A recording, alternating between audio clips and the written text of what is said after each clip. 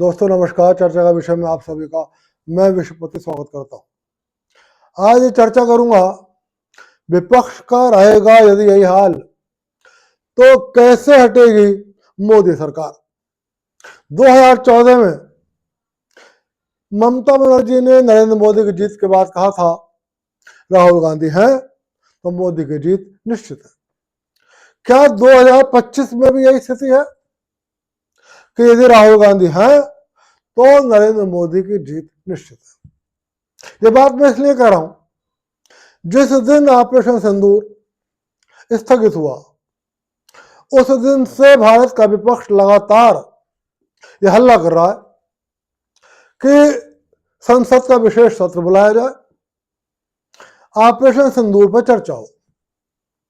तमाम तरीके के आरोप लगा रहा है कि विमान गिर गए, यहां क्यों नहीं गए, वहां क्यों नहीं गए। हमें ऐसा लगा, हमें क्या पूरे देश को ऐसा लगा कि शायद विपक्ष के तरकश में कुछ ऐसे तीर हैं जिसको वो संसद के पटल पर रखकर छोड़ेगा, और यदि उसने वो तीर छोड़ दिए तो शायद सरकार को जवाब देना भारी पड़ जाए। सरकार भी सत्र को टाल रही थी, सरकार भी चर्चा को टाल रही थी। उससे इस आशंका को और बल मिला कि शायद विपक्ष ने तीखे हमलों की तैयारी कर रखी है।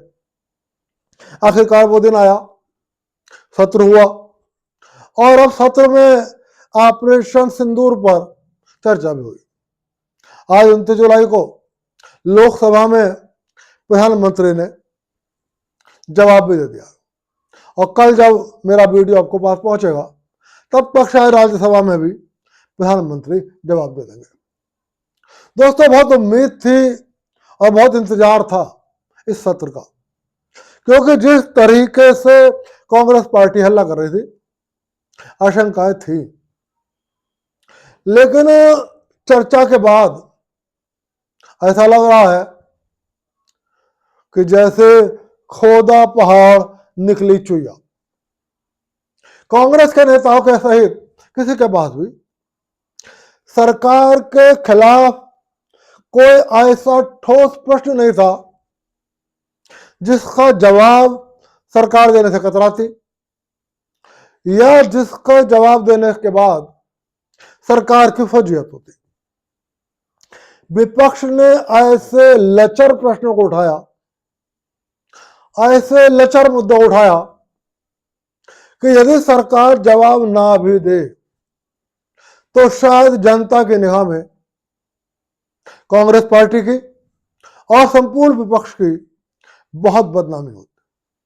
और इस बदनामी का कारण खुद कांग्रेस पार्टी है, जिसके नेता बिल्कुल हल्के अंदाज में बोले, या तो उन्हें आज तक संसद में अच्छी बहसों का अनुभव नहीं है, उनके पास तर्क नहीं है। फिलहाल तो संसद में विपक्ष की संख्या भी अच्छी है। भारत के इतिहास में ऐसा दौर रहा है जब सरकारें कांग्रेस की हुआ करती थी लेकिन विपक्ष कमजोर होता था। लेकिन संसद में विपक्ष ऐसी तीखी बहस करता था कि सत्ता हिल जाती थी। तीखी बहस के लिए संसद में संख्या बल का होना जरूरी नहीं है, विपक्ष का बौद्धिक स्तर बहुत मजबूत होना जरूरी है।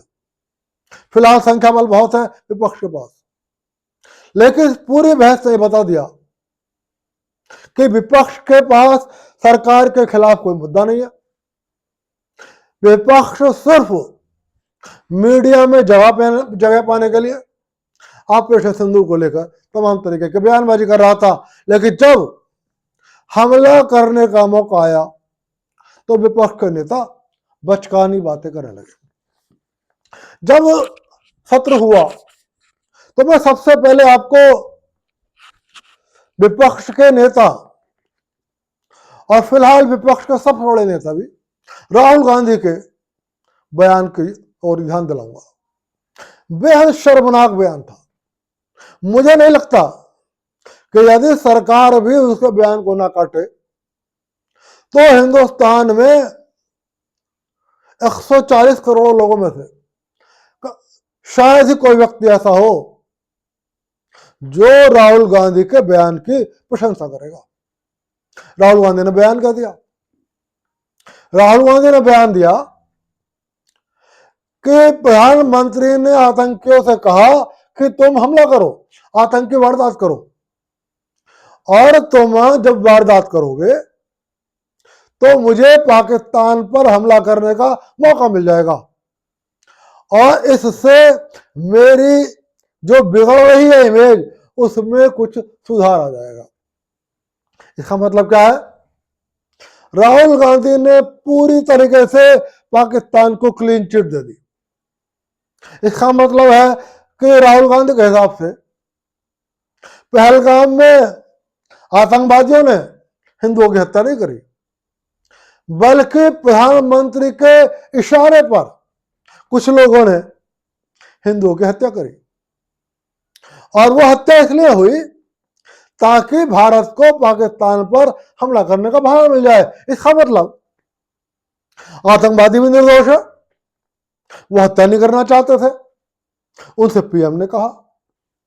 पाकिस्तान भी निर्दोष है, उसने ऐसी कोई हरकत नहीं कही कि भारत उस पर हमला करे, बल्कि प्रधानमंत्री ने अपनी इमेज को सुधारने के लिए उस पर हमला करा। क्या आपको में से कोई भी ऐसा उम्मीद कर सकता है कि जो राहुल गांधी कह रहे हैं ऐसा ही वास्तविकता में होगा?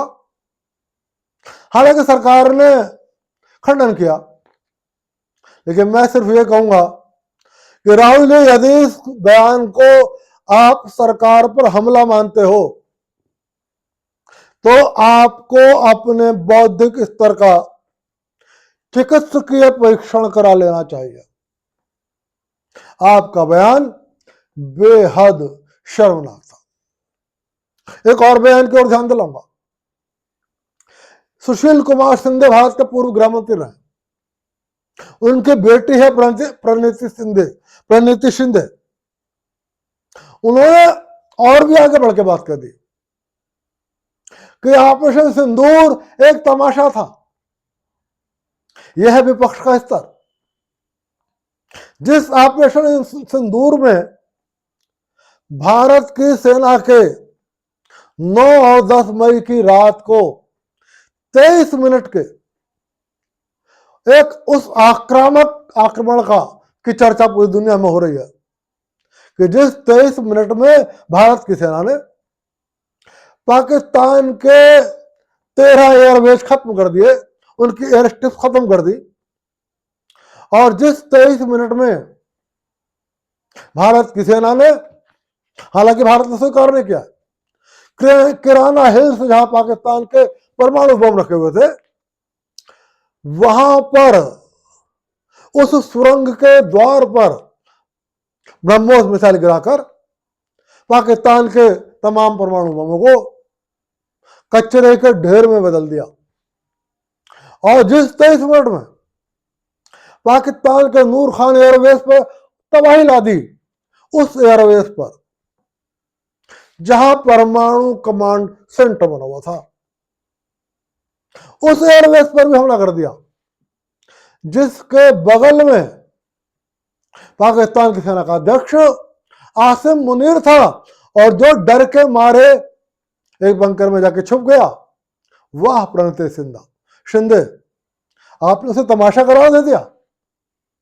यानी कि मुझे तो ऐसा लगता है कि जैसे भारत की संसद में आप भारत की जनता के प्रतिनिधि के रूप में आप नहीं बोल रही थी, शायद पाकिस्तान की खुफिया एजेंसी ISI और पाकिस्तान की सेना की प्रतिनिधि के रूप में आप संसद में बोल रहे थे।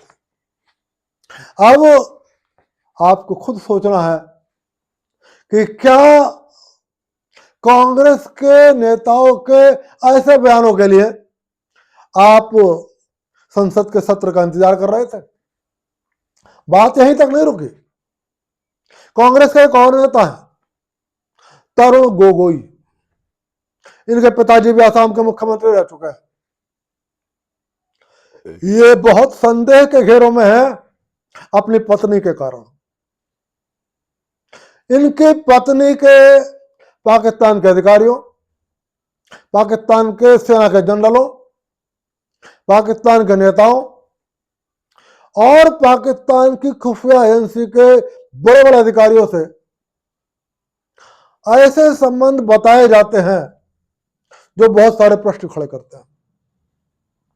और वो ये कहा जाता है कई बार अधिकृत रूप से और कई बार अनाधिकृत रूप से पाकिस्तान जाती है। असम के मुख्यमंत्री हेमंत बिश्व शर्मा ने तो यह भी आरोप लगाया है कि अनाधिकृत रूप से तरुण गोगोई भी पाकिस्तान गए। अब ये तरुण गोगोई का आरोप लगा रहा है। ये कहते हैं कि जब ऑपरेशन सिंदूर हुआ ही था तो पीओके क्यों नहीं लिया?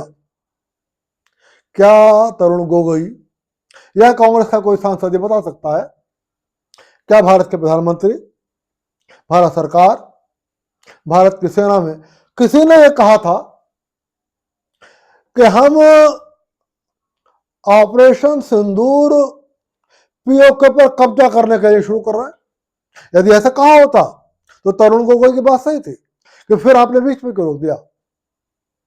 जहां तक मेरी जानकारी है, भारत के प्रधानमंत्री से लेकर भारत की सेना तक ने एक बात कही थी कि पहलगाम में जो हिंदुओं का नरसंहार हुआ है, जो हिंदू महिलाओं के सिंदूर को छीना गया है, उसका बदला लेने के लिए ऑपरेशन सिंदूर हुआ है।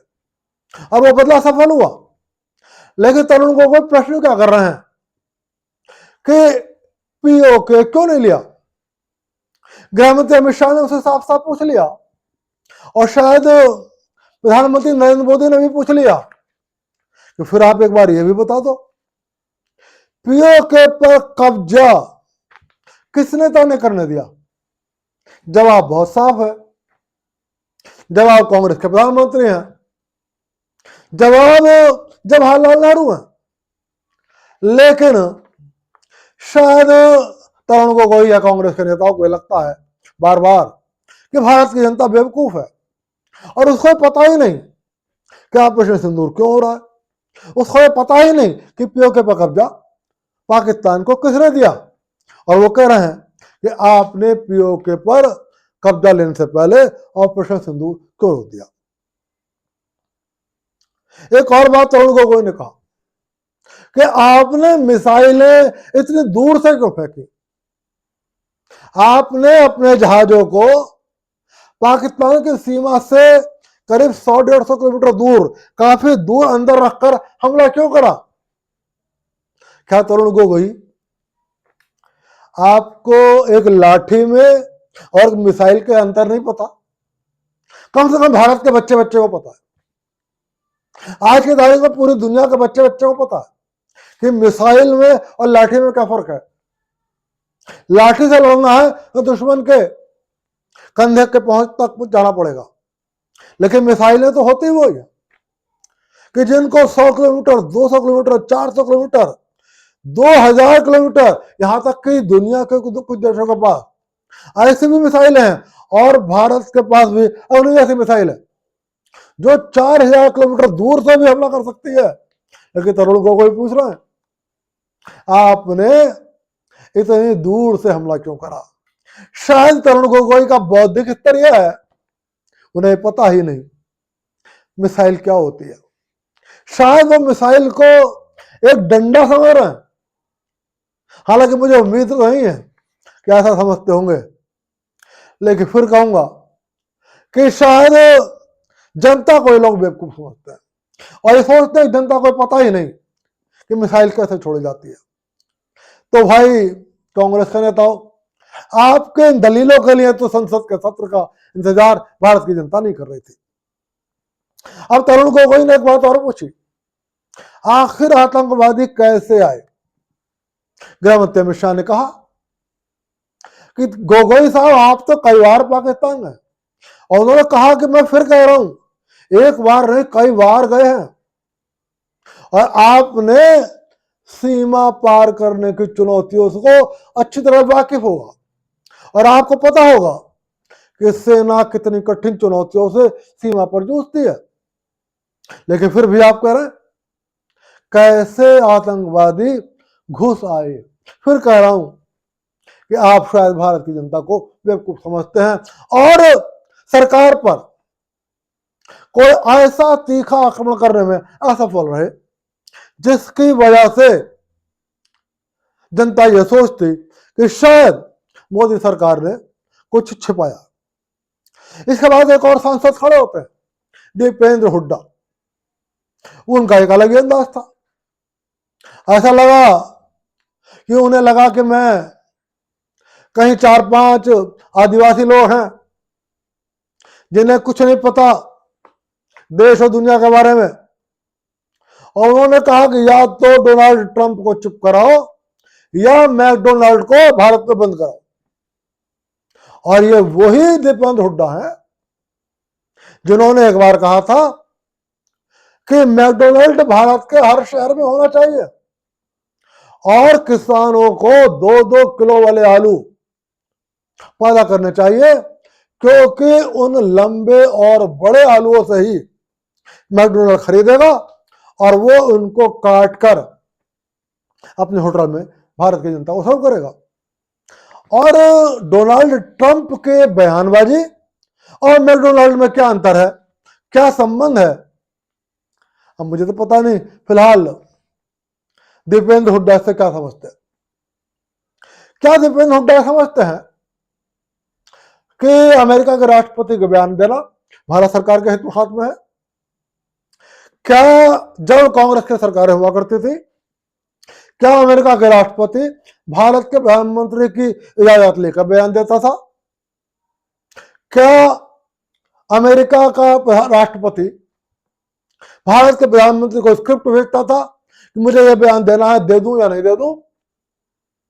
और यदि नहीं देता था तो अचानक मोदी सरकार के राज में दीपेंद्र हुड्डा आपको कैसे पता लग रहा कि डोनाल्ड ट्रंप को चुप करो?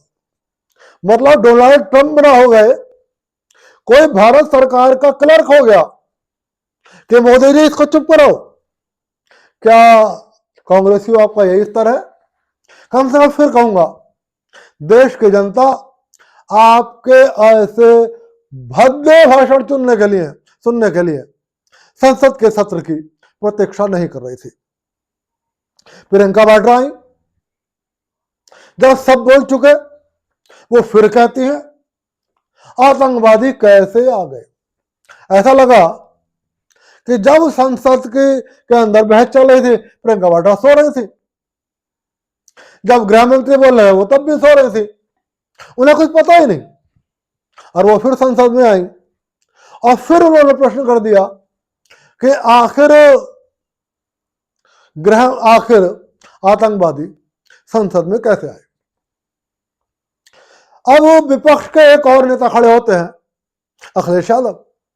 हालांकि मैं उनकी प्रशंसा करूंगा इस बात के लिए कि उन्होंने भारत की सेना की प्रशंसा करी और कहा कि इस ऑपरेशन सिंदूर में भारत की सेना ने बहुत साहस और बहुत वीरता का परिचय दिया है, जिसके लिए भारत की सेना की प्रशंसा की जानी चाहिए। निश्चित रूप से मैं इस बयान के लिए अखिलेश यादव आपकी भी प्रशंसा करूंगा। लेकिन उन्होंने क्या कहा कि चलो ये ऑपरेशन सिंदूर तो हो गया, वो पुलवामा में जो हमला हुआ था और पाकिस्तान से जिस कार में विस्फोटक भर के आए थे, वो कार और कार का ड्राइवर आज तक नहीं पकड़ा गया। वो कहां है? अरे भाई अखिलेश जी, तो आपको पता होगा,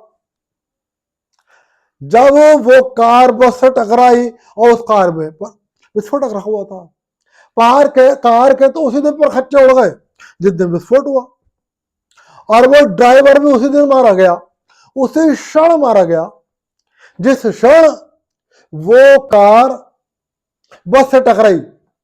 लेकिन अखिलेश यादव जी पूछ रहे हैं कि वो कार का ड्राइवर और वो कार कहां है। अखिलेश जी, मैं आपका बौद्धिक स्तर राहुल गांधी से और कांग्रेसियों से थोड़ा सा ऊपर समझता हूं और सिर्फ ये कहूंगा कि कांग्रेसियों की सोबत से थोड़ा अलग रहे। संसद के अंदर और संसद के बाहर कांग्रेसियों से थोड़ा दूरी बनाकर रखें, क्योंकि आपके भाषणों से ऐसा लगता है कि उनकी सोबत का असर आपकी वाणी पर आने लगा। दोस्तों, एक पूर्व गृह मंत्री चिदंबरम भी संसद के में खड़े हुए। उन्होंने भी एक बहुत चिंताजनक बात कही, और वो चिंताजनक इसलिए ज्यादा थी कि वो भारत के गृह मंत्री रह चुके हैं, और चिंताजनक इसलिए भी थी कि उनका बौद्धिक स्तर निश्चित रूप से हम हल्का नहीं कह सकते। वह गंभीर व्यक्ति हैं, अर्थशास्त्री भी रहे हैं, गंभीर चिंतन भी करते हैं। हालांकि मैंने उनको हमेशा फॉरेन ड्राइवन फोर्स के रूप में देखा है, लेकिन मैं सिर्फ इस कारण से यह नहीं कह सकता कि उनका बौद्धिक स्तर बहुत कम है।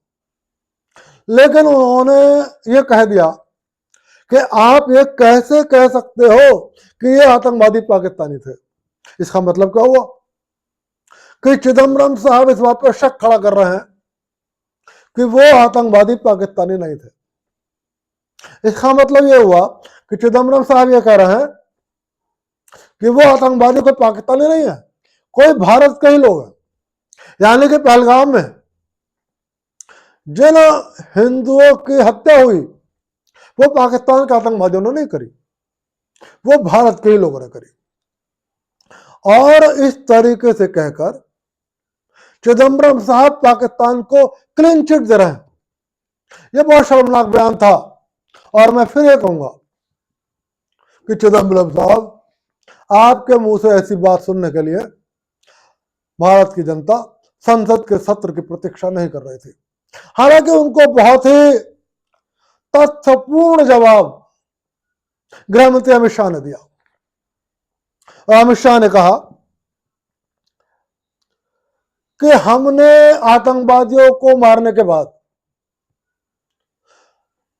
उन लोगों को जिन्होंने आतंकवादियों को उस समय शरण दी थी और उस समय खाना उपलब्ध कराया था, उनको अपनी कस्टडी में गिरफ्तार रखा हुआ था, और आतंकवादियों को मारते ही हम उनके शवों को लेकर आए श्रीनगर, और उनको वो शव दिखाए।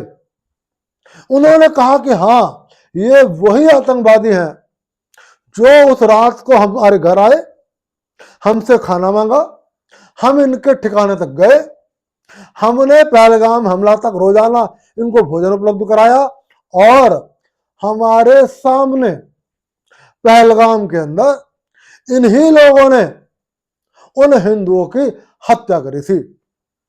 और यही नहीं, गृह मंत्री अमित शाह ने कहा कि हमारे पास वो कारतूस सुरक्षित रूप से रखे हुए थे जो पहलगाम में आतंकवादियों ने चलाए थे, और जब ये आतंकवादी मारे गए, हमने इनके हथियार और वो कारतूस चंडीगढ़ स्थित लैब को भेजी, और असफल रिपोर्ट में ये बात कंफर्म हुई कि ये कारतूस इसी हथियार से चले थे, इसी हथियार से निकले हुए कारतूस हैं।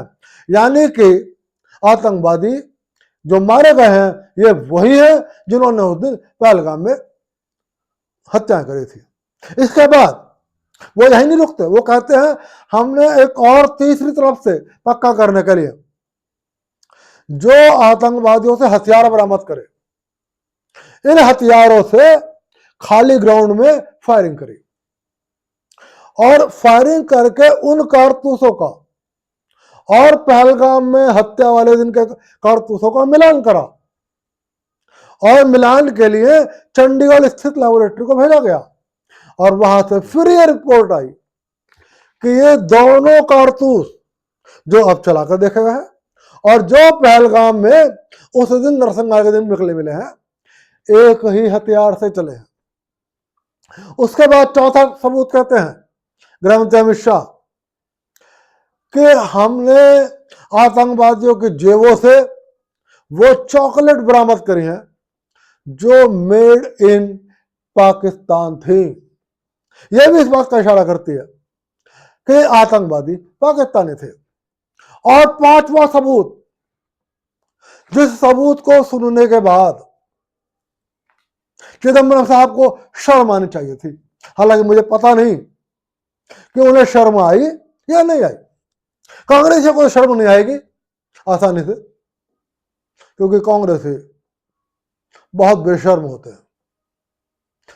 गृहमंत्री अमित शाह ने बताया कि उन आतंकवादियों की जेब से हमने पाकिस्तान के उनके वोटर कार्ड बरामद करे। और अमित शाह ने कहा कि यदि चिदंबरम साहब चाहें तो मैं आपको उनके पाकिस्तान की वोटर लिस्ट का वोटर नंबर बता सकता हूं।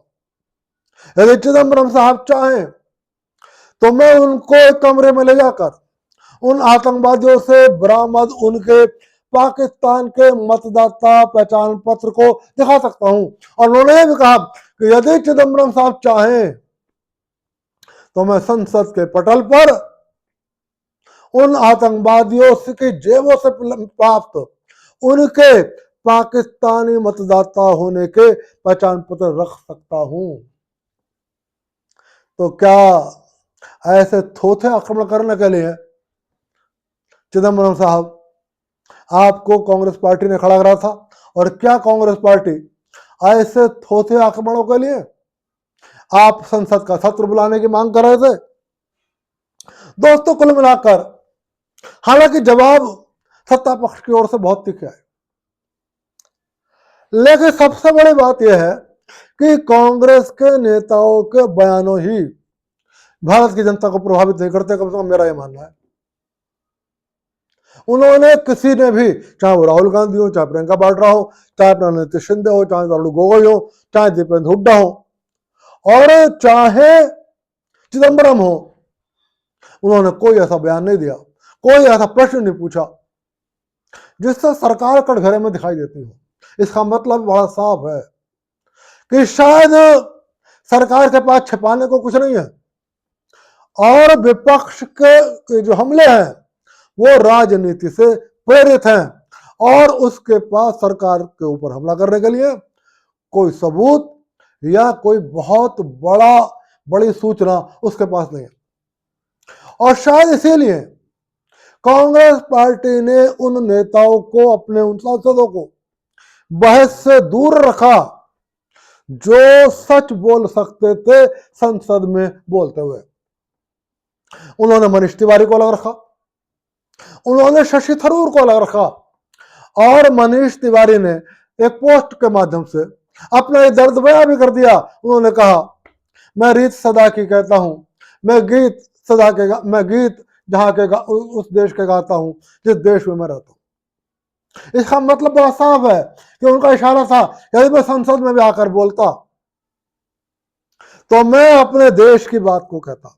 और शायद कांग्रेस को यह बात मंजूर नहीं थी और इसीलिए कांग्रेस ने मनीष तिवारी को एक वक्ता के रूप में अपनी सूची में नहीं रखा। यही नहीं, शायद कांग्रेस ने इसी डर से शशि थरूर को भी वक्ताओं की सूची में नहीं रखा। दोस्तों, अमित शाह ने तो बहुत कुछ कहा, लेकिन वो बात का महत्व तब और ज्यादा होता जब कांग्रेस ने कोई ऐसे आरोप लगाए होते जिससे हम सोचते कि अरे ऐसा भी है। लेकिन कांग्रेस ने ऐसे थोथे आरोप लगाए कि सरकार को सुनने की इच्छा शायद देश में किसी के पास नहीं होगी, क्योंकि विपक्ष के पास कोई आक्रामक बयान नहीं था। यह विपक्ष का बौद्धिक स्तर इतना कमजोर है कि वो सरकार से प्रश्न पूछ ही नहीं सका। हालांकि एक प्रश्न मेरे मन में है कि क्या यह संयोग था या ये प्लान था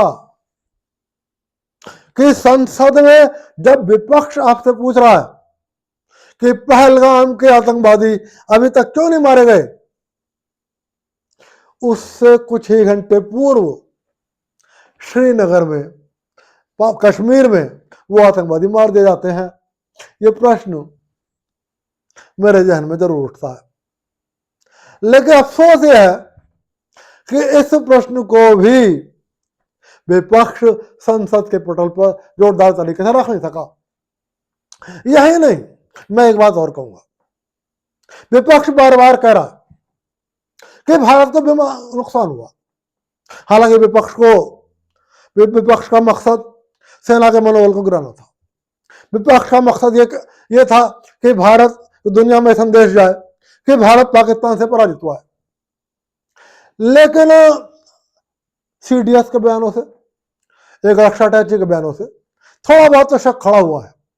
तो अच्छा होता सरकार इस बारे में स्थिति स्पष्ट करती बजाय बातों को घुमाने के। यदि वो नुकसान रणनीतिक रूप से इतना महत्वपूर्ण है कि सार्वजनिक रूप से बताना उचित नहीं है, तो आप विपक्ष के कुछ नेताओं की मीटिंग बुला लेते और उनको इस बारे में अवगत करा देते कि हाँ, इस कारण से नुकसान हो गया, लेकिन रणनीतिक रूप से बताना उचित नहीं है। और यदि नहीं है हुआ है, तब आपको क्लियर कट रूप से यह बताना चाहिए था कि सीडीएस वास्तव में क्या कहना चाहते थे और रक्षा अटैचे वास्तव में क्या कहना चाहते थे। क्योंकि सरकार के बयानों से यहां पर स्थिति बहुत स्पष्ट नहीं हुई। हालांकि मैं रक्षा मंत्री राजनाथ सिंह जी की इस बात से पूरी तरह स्पष्ट हूं कि मुझे खुशी होती कि यदि तरुण गोगोई संसद में खड़े होकर यह पूछते कि पाकिस्तान के कितने सैनिक मारे गए, हमारा कोई सैनिक घायल तो नहीं हुआ, हमारा कोई सैनिक मरा तो नहीं, पाकिस्तान के हमने कितने विमान गिरा दिए। लेकिन अफसोस है कि उन्हें इस बात की कोई चिंता नहीं थी कि भारत की सेना ने कितनी वीरता से दुश्मनों को धूल चटाई। वो तो ये जानना चाहते थे कि भारत की सेना को कितना नुकसान हुआ। कुल मिलाकर सिर्फ ये कहूंगा कि कांग्रेस ने हल्ला तो बहुत करा, संसद का सत्र बुलाओ और ऑपरेशन सिंदूर पर चर्चा करो, लेकिन ऑपरेशन सिंदूर पर सरकार पर आक्रमण करने के लिए कांग्रेस सहित संपूर्ण विपक्ष के पास दो लाइनें भी नहीं थी। और फिलहाल यदि थी तो वो सरकार के ऊपर हमला नहीं कर पाई। और मैं फिर यह सोचता हूं कि फिर ऐसा विपक्ष मोदी सरकार को आखिर कैसे हराएगा। 2029 की तो बात ही छोड़ दो, क्या 2034 तक भी राहुल गांधी के नेतृत्व में विपक्ष मोदी सरकार को पराजित नहीं कर सकता। दोस्तों, चर्चा का विषय में आज की चर्चा यहीं तक। फिर मिलूंगा और किसी विषय पर चर्चा करूंगा। और चलते चलते आपसे निवेदन कर रहा हूं, वीडियो पसंद आए लाइक कर देना, चैनल को सब्सक्राइब कर देना। आप सभी को विश्वपति का नमस्कार।